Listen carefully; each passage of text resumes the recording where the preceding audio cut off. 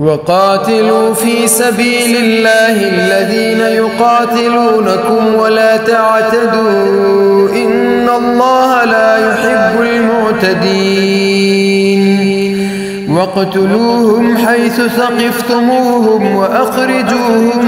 من حيث أخرجوكم والفتنة أشد من القتل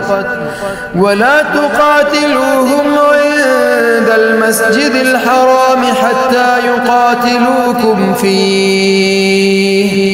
فإن قاتلوكم فاقتلوهم كذلك جزاء الكافرين فإن انتهوا فإن الله غفور رحيم